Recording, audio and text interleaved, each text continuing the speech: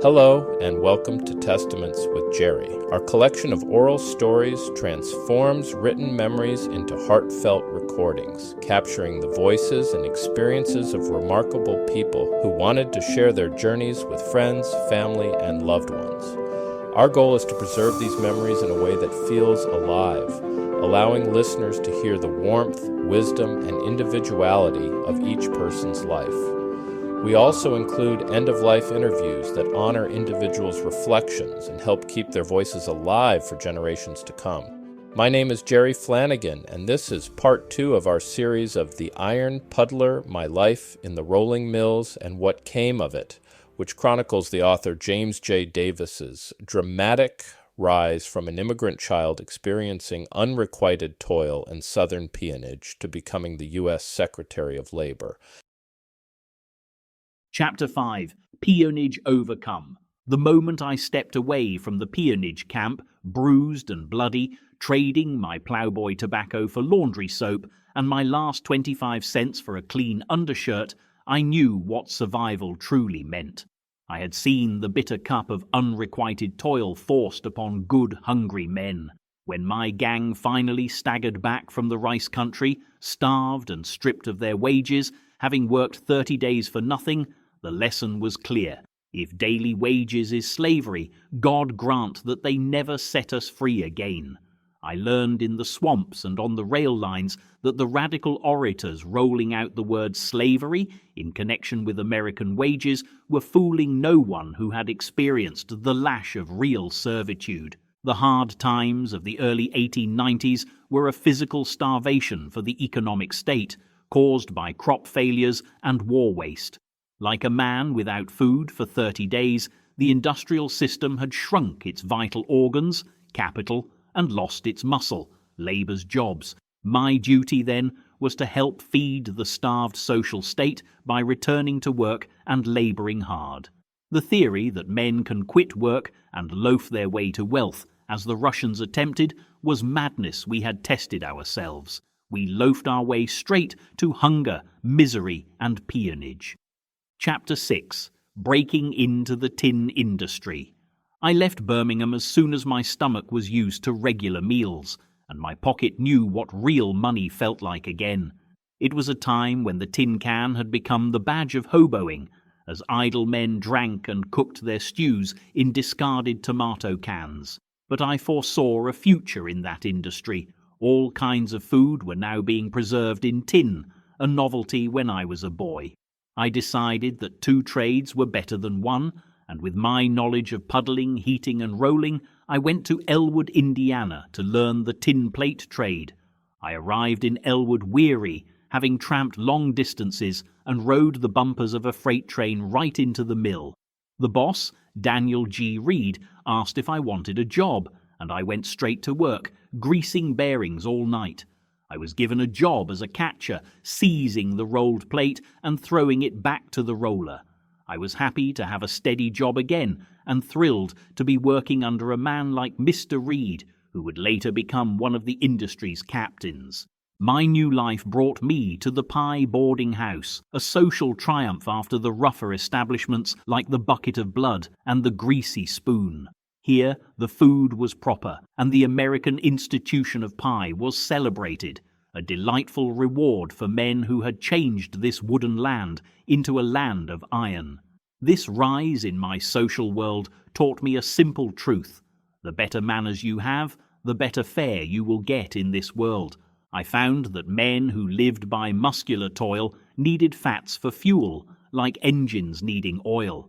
I recalled how a prying grub reformer at the Greasy Spoon nearly starved us by railing against fat meat as a cheap conspiracy against labor.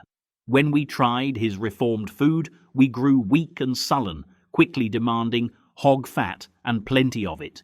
I learned then that life won't tell a fellow any lies, and any argument that goes contrary to human nature has struck a snag before it is started. Chapter 7. The strike that logic defeated.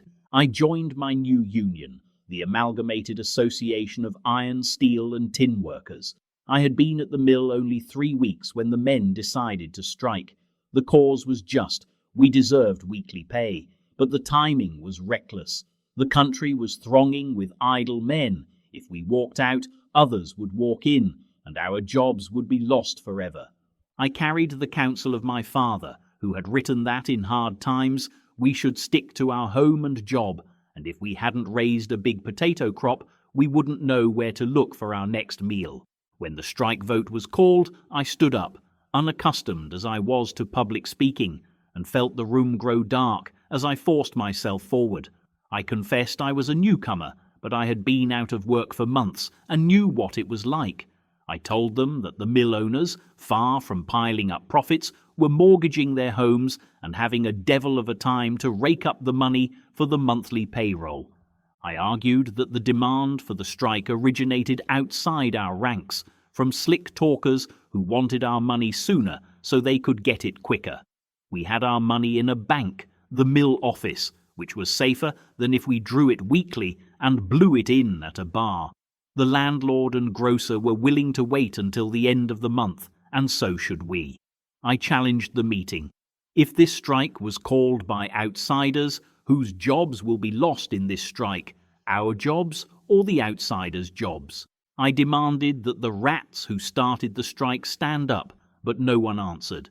The intense passion of the first session dissolved when I forced each man to consider his own responsibility. We reconvened after supper and, through calm deliberation, overwhelmingly defeated the strike resolution. I was then unanimously elected president of the local. This taught me the fundamental difference between a mob and a movement. A mob is guided by passion and denies responsibility. A movement is guided by logic, law, and personal responsibility.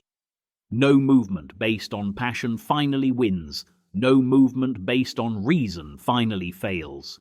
Chapter 8. Meeting the Industrial Captains. As head of the Wage Committee, I was put in personal contact with the large industrial captains for the first time. The communist books I had read had taught me to expect blood-sucking parasites and cunning human monsters. Instead, I found men of large affairs who were courteous, exact, and self-possessed. They were complex thinkers who could juggle multiple ideas at once, whereas we workers were clumsy thinkers. I learned that their word, once given, was never broken. I made it my policy to be as square in my dealings as they were with me, studying their business as thoroughly as I studied the case for the men. My midnight studies, which my roommates had complained about, paid off, giving me the facts to argue logically for concessions. I made life a burden for the bosses at times by knowing the cost of production of every plate. However, I firmly resisted the temptation toward vindictiveness and sabotage. I knew the 10 Commandments forbid covetousness, and the Golden Rule forbade my destroying their profits. If I had ruined their business, they would have closed up and thrown us all out of our jobs for keeps. When a man came back to work weak from dissipation and the boss laid him off to prevent an accident, I refused to demand his reinstatement, even if he cursed me as a friend of the plutocrats. My loyalty was to truth and safety, not blind union spite. I also encountered the uplifter, a new species who seemed to have sprung up in the hard times, like cooties in war. This fellow, a dyspeptic with brain power who envied my muscular body, tried to force his weakened diet and his weakness upon us. He complained about the heat, the loss of our shirts, which we proudly shed to cool off, like Adam before he sinned, and our consumption of beer and pie. He admitted he envied us because our terrific labor sweated out all poisons, leaving us clean and lusty as a newborn child. His motive, like Comrade Bannerman's, was not fraternity, but envy. This solidified my conviction that my work was to promote brotherhood, not the bloodshed lusted for by envious men. Chapter 9. The Political Whirlwind and Free Coinage, 1896. After the successful strike for a pay raise and union recognition ended in September 1896, the dust settled just in time for the fireworks of the political campaign. William Jennings Bryan, the Nebraskan Bearcat, was roaring about the free and unlimited coinage of silver. As a working man, I viewed his financial theory as practically the free and unlimited coinage of tomato cans or pig iron. Farmers, having failed to raise crops, wanted to use cheap metal to repudiate their gold debts. We knew that God's law dictated that without rain, no crops, and without labour, no wealth. I joined the Mill Workers' Sound Money Club to combat the rising tide of class hatred. Brian's supporters claimed that the factory smoke we saw every day was from a dummy factory set up by Mark Hanna to fool the voters. To combat this ridiculous lie, I adopted a simple fact-based campaigning method. I took young Democrats from the mill out to the rallies where their own orators spouted this rot. These young men, who had quit farming to earn twice as much making tin plate, were instantly enraged by the lie. A worker at work is hard-headed enough to know that when an orator tells him he is not working and not earning any money, the orator is an ass. This exposure of falsehood turned all the mill Democrats into Republicans, and the town was carried by the party supporting the tariff. This experience taught me that a trade was not enough. A worker needed an education to tell the good from the bad, lest millions vote for a poison that would destroy the nation. From that time, my motto was a high school education and a trade. Chapter 10, From Tin Worker to Elected Official, 1898. 2 years later, I threw myself into local politics, running for city clerk. The election was in May, and the office began in September, giving me time to qualify. I quit the tin mill to campaign. The opposition editor, seeking to destroy me politically, charged that I was an illiterate foreigner, unable to speak English, count, or spell my own name. My campaign was based entirely on proving these charges false. I went to meetings with a big slate where I wrote figures called out by the audience and performed arithmetic problems. I had school teachers present to verify my calculations and ask me to spell difficult words like bonded indebtedness and combustion. The teachers would then assure the crowds that I was entirely capable of filling the office. My campaign slogan was simple: play the game square. I encountered confusion over my name. Some thought I was Jazz Davis. I had to be careful not to lose votes by humiliating my supporters, laughing it off and telling the stalwart old fellow, "Yep, I'm him." This taught me the lesson of exactness in language. 2 nights before the election, after a long day of canvassing, the editor's malicious attacks on my ancestry finally broke my suppressed hatred. Driven by a furious revolt of my self-respect, I went to his office and gave him a good licking. The next day he railed against me as a guerrilla and an assassin, and the next day I was elected. I was the only Republican elected that year, a fact that displeased the party boss, who wanted me to step down so the Democrats could fall into temptation and scandal. I refused, believing in protecting the public, and secured bondsmen. I returned to Sharon during the interval before taking office to take a course in business college. My father, a humble puddler, took my election seriously, expressing regret that I couldn't be president since I wasn't born here, but was proud that my youngest brother Will had the full American birthright.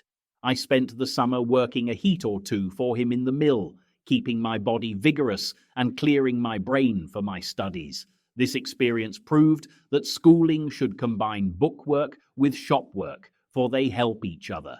Chapter 11. City Clerk and Small Capitalist. My salary as city clerk was a mere $40 a month, far less than my $7 a day as a tin worker. But I hoped the clerkship would lead to something better, dreaming eventually of becoming county recorder or even state auditor. I spent my nights poring over law books in the library of my godfathers, Greenlee and Call, becoming well-grounded in municipal law and finance. During this term, I consistently played the game fair. I protected the city's honor, most dramatically during a sewer contract letting. When Big Jeff Rowley, a grafting contractor who had ruined the previous administration, filed his revised bid 15 minutes late, I publicly declared his bid illegal. Jeff attacked me with a rabbit blow, intending to break my neck, but my puddling muscles saved my life. I threw him down and battered his head against the floor until I was satisfied that he could do me no more harm. The citizens and local bankers rallied to my defense, offering to pay any fine, convinced I had done the right thing in protecting the city's honor. I also demonstrated my commitment to justice and business sense when mill owners petitioned to vacate an alley for a railroad switch. Though we had fought heatedly over wages, I granted the favor. I told their representative that I would not oppress their mill business out of malice, because without the mill, the city would not exist. As a city official, my duty was to the city, and if granting the switch helped the mill without hurting the public, I would support it. My opponents had feared I would be unfair, but my honesty in office won their trust. After 4 years, the employers who once opposed me now said, "Davis is the man for the job," and I was elected county recorder by a great majority. During my term as county recorder at Anderson, Indiana, I began my transition to a small capitalist. I was unmarried and had only books for dissipation.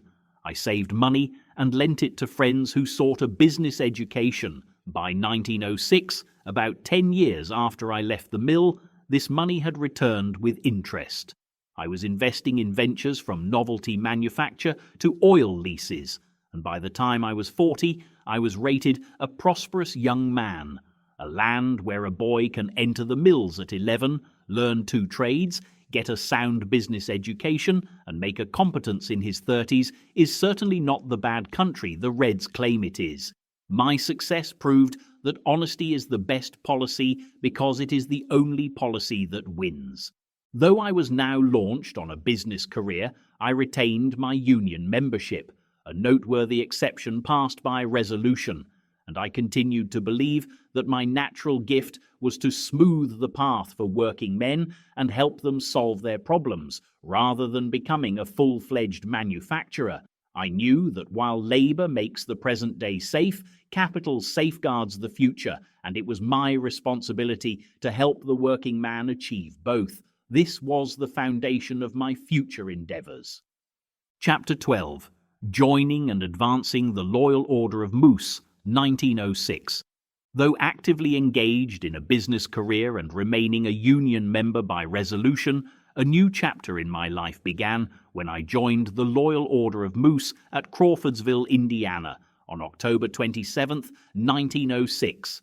Although the order's initial purpose was merely social, I believed that man's inherent instinct for fraternity represented a vast reserve of social energy that could be harnessed to advance civilization. My imagination was captured by the order's potential to address the tragic wastage of child life caused by the death of parents and the subsequent scattering of children, a problem that had haunted me since I was a boy, bearing death news in the mill town. At the time of my initiation, the order was 19 years old, having been chartered in 1888, but had dwindled down to only 2 surviving lodges with approximately 246 total members. I proposed a scheme to save the children and provide for the widows and the aged, asserting that the Loyal Order of Moose could handle this issue.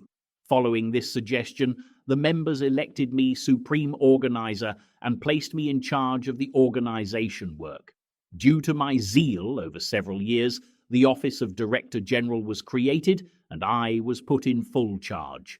My goal was to enroll 500,000 men to make the order strong enough to secure a home and an education for all children left destitute by the death of members. I saw a vision of a city of happy children built by the lodge men. Initially, progress was slow, and I worried that a lifetime would be insufficient to achieve my objective. However, by the 1910 convention, results began to appear, with membership swelling to 80,000 across 333 lodges. With the growth assured, the organization resolved to found an educational institution, and the necessary 2 cents, later 4 cents, a week tax was laid on members. The moose heart idea captivated the men, and the membership swept past the 100,000 mark towards the 500,000 goal. This effort culminated in the founding of Moose Heart, a great school designed to provide preparation for life, which currently serves more than 1,000 students of both sexes. As the Napoleon of fraternity, I became the father of this educational system, dedicated to promoting brotherhood rather than the bloodshed lusted for by envious men. This concludes Part 2 of The Iron Puddler. Part 3 will be posted soon. Please follow us for updates. Please message us if you'd like to share a memoir or autobiography of a loved one on our Testaments with Jerry platform. Thank you for listening.